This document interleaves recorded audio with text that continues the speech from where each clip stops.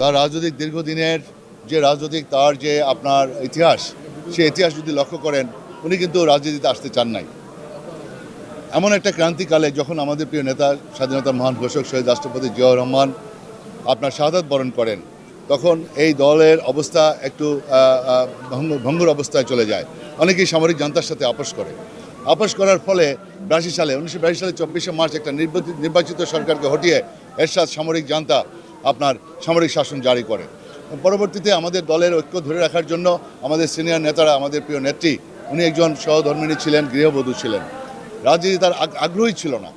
আমাদের নেতৃবৃন্দ সবাই তাকে আবেদন করলো এবং সবাই আবেদনের পরিপ্রেক্ষিতে উনি আসলেন। তখন তার বয়সও কম ছিল। উনি এসে আমাদের দলের হাল ধরলেন এবং এই দলকে ঐক্যবদ্ধ করার চেষ্টা করলেন এবং আপসীনভাবে দীর্ঘ 9 বছর সংগ্রাম চালিয়ে গেছেন এবং সংগ্রাম করে উনি এক পর্যায়ে সফলতা অর্জন করেছেন।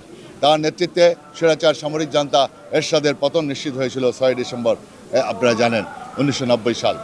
এবং আমরা সেই ডাকসুর নেতৃত্বে আমরা তখন ছিলাম। ডাকসু এবং সর্বদলীয় ছাত্র ঐক্য আমাদের প্রিয় নেত্রী দেশনেত্রী বেগম খালেদা জিয়ার নির্দেশ মোতাবেক আমরা এই সামরিক জান্তা এরশাদের বিরুদ্ধে আন্দোলন করেছিলাম এবং তার নির্দেশ মোতাবেক আমরা বলেছিলাম যে আমরা এরশাদের পতন না হওয়া পর্যন্ত আমরা ঘরে ফিরে যাব না। আমরা ঘরে ফিরে যাই নাই, আমরা এরশাদের সাথে আপোষ করি নাই।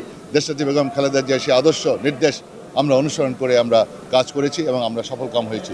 পরবর্তীতে 91 সালে আমাদের প্রিয় নেত্রী দেশনেত্রী বেগম খালেদা জিয়া তার আপোষহীন মনোভাবের কারণে, তার সফলতার কারণে এদেশের জনগণ তাকে প্রথম নারী প্রধানমন্ত্রী হিসাবে বাংলাদেশে তাকে নির্বাচিত করেছিলেন।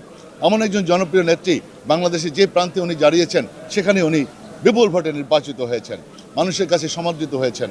সকলে আজকে এই জানাজায় প্রমাণ করেছে এদেশের মানুষের যে তার প্রতি ভালোবাসা, তার প্রতি শ্রদ্ধা, সেটা প্রমাণ করেছে লক্ষ কোটি জনতা জানাজার মধ্য দিয়ে।